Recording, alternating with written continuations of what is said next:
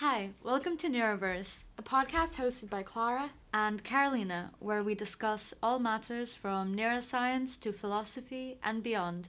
Today's episode is on reductionism in art and brain science, the name of a book written by one of our favorite neuroscientists and world-renowned too, Eric Kandel. Yeah, we're totally not copywriting his book. We just want to discuss it because Yes. it's amazing. It's so incredible. The So- merge between brain science and art is really inspiring. Yeah, so in summary, Eric Kandel, he studies mainly the neural mechanisms underlying memory, actually, which he got the Nobel Prize for. And he is known for not only his great scientific work, but also his passion for art. And being a New Yorker, he wrote this book exploring reductionism in art, mainly focusing on the New York School of Modern Art and how we visually perceive reductionist art. Yes. So the book focuses a lot on top-down versus bottom-up processing in the brain. Yeah, let's start by explaining a little bit what that means. Yes, so bottom-up processes are processes involving perceiving the external environment. Like sensory perception. Exactly. So if you're looking at a work of art, the visual stimuli, the colors, the shape of the square of the canvas, the light reflects and bounces into your eye, through the retina, up the thalamus and into the visual cortex. And that's bottom up. So the external stimuli goes into your brain. Now, top down can be harder to define, so it's thought of as being a process where memory recall or contextual cues and previous social expectations or just expectations in general of the stimuli that you're perceiving helps fill in the gaps. So if you're looking at a work of art and you're not really sure what you're looking at, your brain can fill in the gaps and kind of guess what you're looking at, and that's the top down. One of the examples that Eric Kandel uses in his books are things such as illusions, where you look at a work of art and it looks very abstract, and then you see like the original work of art and it's like a little section of the original painting, and then you can never unsee the original piece. Does that make sense? Yeah. Yeah. And also just the phenomenon that we're probably all familiar with of seeing patterns in everything. Yeah. It's psychologically known as pareidolia. And it's when, you see like a blank wall and you see some bits of black on it and you're like, oh, it's a tree. Yeah, or like if you look at the clouds and you're like, Exactly. oh. I was just thinking of that, like cloud watching. Yes, I see a dinosaur. Yeah. So in visual perception, bottom-up and top-down processes are really important because of something that Kandel describes, known as the inverse optics problem. So it's just the fact that the way that we perceive visual information, so it's through light shining on the retina, and this creates a 2D image onto the retina, and so it can't actually describe all three dimensions of an object. So we need additional mechanisms essentially to reconstruct objects in our visual mind, and this is, done all the time through visual perception. Of course, you then have like the second layer of top-down processes, which is more what you described of like emotion or previous experiences and memories and social constructs or whatever being imprinted onto this image. So visual perception really is really interesting to explore just because it is this concoction of bottom-up raw perception as well as all of this going on in our brains to create just this simple image that is constantly changing in time as well. Yeah. Yeah. It's so fascinating how Yeah. there are all of these mechanisms, and I like the way you put it, the raw visual inputs versus our own, emotional and memory and whatever cocktail of preconceived stuff imprinting, like you said, onto the work of art, for example. Yeah, and so this is especially interesting in abstract art or reductionist art, where the viewer is given basically a piece of the puzzle. So the point in terms of how the brain perceives abstract art is that the viewer is allowed to fill in the gaps, Yeah. to allow their top-down processes to create something out of the piece, to participate in it, and to, in a way, through this process, learn about their state of mind at that time. And, like, what comes to mind when you see a black square with 4 dots in the right corner that are orange? You might think of a box of Tic Tacs, and then you might recall your memory. Yeah, they really allow you to project your own experiences onto it. And Eric Kandel quotes Turner, where the legend is that a woman was looking at a sunset painted by a Turner, and she said, "I never saw a sunset like that, Mr. Turner," to which he replied, "Don't you wish you could, madam?" And I think that is so beautiful. Yeah, it really shows how, like, in a way, our imagination is greater than reality. Exactly. I was just going to say imagination through creativity. Yeah. And I also think this plays a little bit into an aspect of, like, the unknown and, like, like, what is real and what versus what is imagined. And Fernando Pessoa, who's one of my favorite Portuguese poets, he also talks a lot about that and how the dreamt and the imagined world is so much sweeter than the reality, and the fact that impressionist art and abstract art really allows us to do that. I've never perceived it in that way before, unshackled from, like, the constraints of reality and 2D imagery and, like, accurate, like, life still life type of paintings. This reminded me of something. It's kind of paradoxical because what you're describing is, like, how sweet imagined realities can be, and a sort of escapism from reality. But at the same time, an abstract approach, like I mentioned before, it can sort of reveal to us something more about ourselves, right?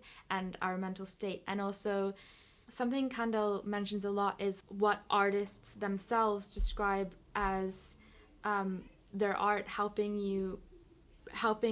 to bring you closer to the truth. So, for example, there's a quote from the famous artist Piet Mondrian, and he said, "Nature inspires me, puts me in an emotional state so that an urge comes about to make something, but I want to come as close as possible to the truth and abstract everything from that until I reach the foundation." And it's really interesting. Well, firstly, I just resonated with this so much.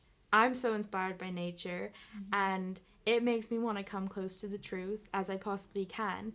But also to relate this to reductionism, it's almost paradoxical. So what he's saying is that his goal is to then extract, like, the essence from that, and by extracting and communicating the essence of an image, then you can also enable others to see more of that thing. It's so interesting how he talks about this, like, almost reductionist approach. And Eric Kandel, he likes to play around with this idea of reductionist art as well as reductionist neuroscience and compare the two. And Rothko is a really interesting example of an artist who Eric Kandel says does this.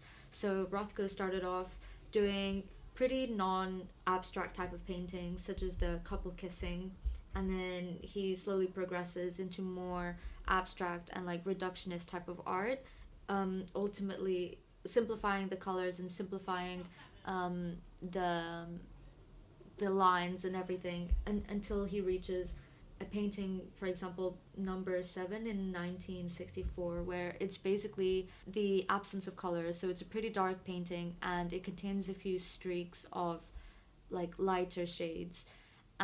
It's kind of like a black square on a black square. Yeah, exactly.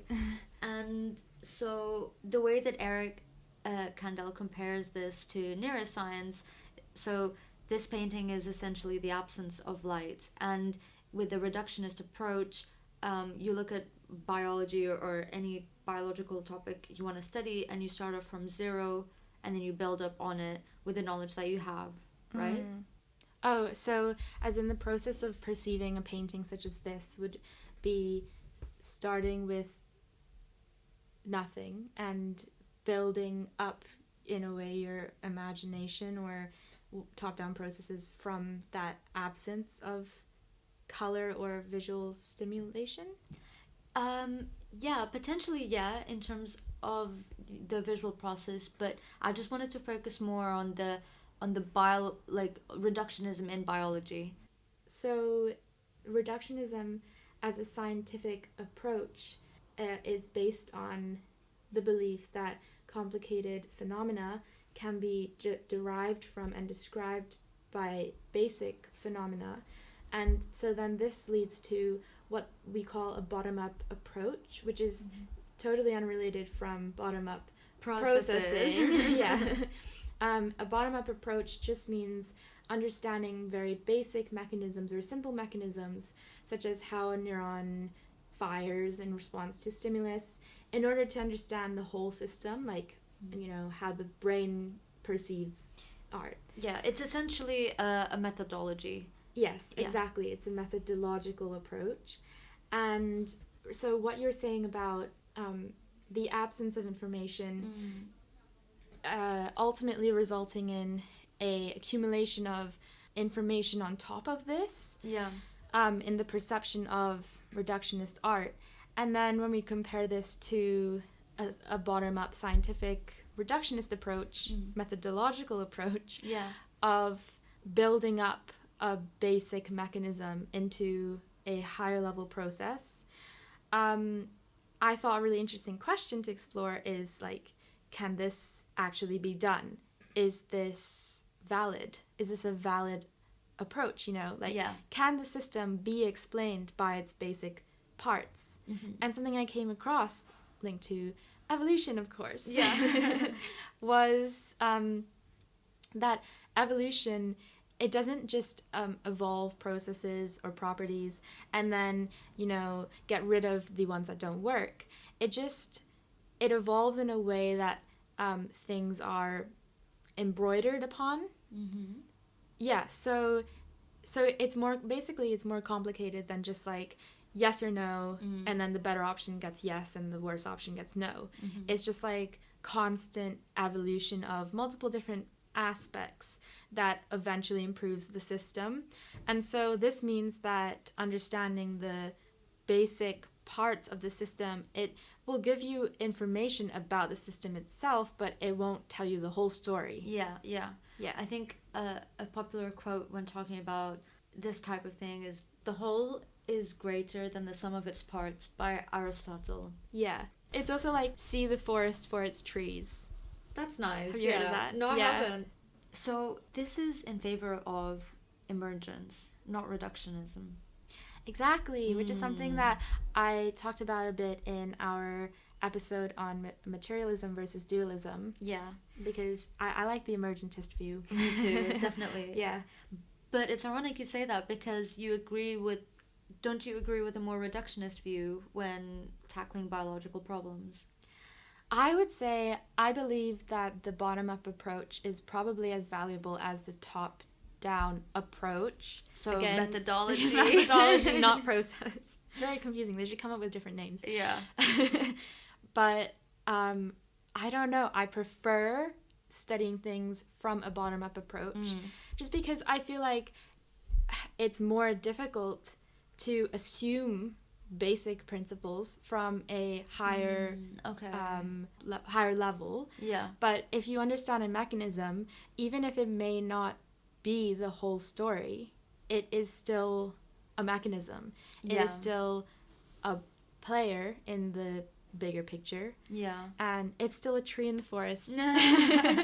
Which you should see the forest for the trees. Yeah. So study the trees and you'll see the forest eventually. It might take millions of years. Yeah. And a lot of collaboration, but essentially science.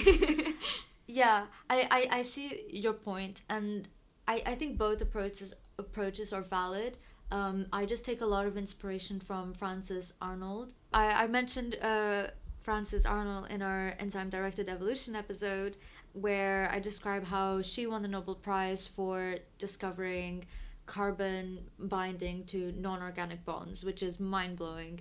But so essentially, I take inspiration from her in that instead of doing what other enzyme evolutionary scientists do and start from scratch and de novo models of literally constructing new enzymes based on our knowledge of enzymes, what she does is she takes whatever already exists in nature and then refines it. And perhaps it's slightly different approaching biology versus approaching neuroscience, so I'm coming from a slightly more biological perspective, but I think which is a bit ironic, because in neuroscience a lot of top-down methodology involves starting from psychology, like starting from behavior, and it's essentially starting from behavior and then going down.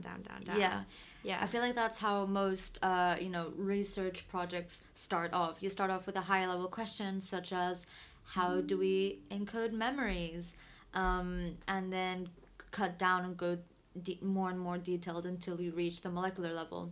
So on the day-to-day, we study it from a reductionist point of view, in that you start off, we look at the detail, and from the detail we can build a bigger picture. Actually, maybe that's more like emergence. Well, this is why I'm a big supporter of studying dynamics and mechanisms rather than just like properties of, say, neurons to understand memory. Because when you say properties, what do you mean? So rather than just like looking at the shape of the neuron or how many neurons are active, you need to like understand how they communicate with each other and how they are part of the system. Like by understanding how they're part of the system, then you understand the system. Yeah. Like by understanding, say I know everything about you. I know what you look like. Even if I know your thoughts, like maybe I still won't really understand human beings. Yeah. I definitely won't. You will just understand this one person. Exactly. Yeah. But like if I understand your relation with your family, your relation with your country, then we start to actually be able to understand human behavior and humans. Yeah. I find it very interesting you say that, because isn't looking at the properties of neurons essentially the whole structure-function relationship and dilemma? So didn't we conclude that? No, exactly. That's why we talked about how it's a triangle of structure, function, and dynamics. I think we added the dynamics, but yes. Yeah, we serendipitously added it while discussing it, but I now am a firm believer of this. Yeah, interesting. But do you not think that the properties, i.e. the structure, can lead to the function, which lead to the dynamics? Yeah. I mean, like, your family wouldn't be your family without you. Like, there would not be a dynamic between you and me if you or me did not exist. I guess, yeah. You think you'd still be having this conversation if I was a worm? If I wasn't here? Why wouldn't you be my friend if I was a worm, Clara? I just wanted to finish off by reapplying this concept of a reductionist approach in neuroscience to reductionist art, so going back to abstract art. So we've still not reached a conclusion on whether or not a bottom-up methodology can inform us, how much it can inform us of a whole system, i.e. the brain. Yeah. But I then thought this was really interesting to question, like, can we really know the whole story and the whole truth through a reductionist piece of art if we can't understand the brain through understanding just a piece of it, you know? Yeah. And then this made me reflect on what is the purpose of reductionist art. And again, I come back to the idea that it can inform us about ourselves and our inner sensations, and to be observers of our own perception, and to complete patterns and to put pieces of the puzzle together. But it might not, I don't know, it might not tell us like the whole truth. It can give us hints though. Yeah, I love that sentence you said. it allows us to be observers of our own perception. Yeah. I think that's so beautiful. Yeah. On that note, we'll end today's episode, and we hope you enjoyed listening to us attempt to talk about art and art history, but of course neuroscience as well.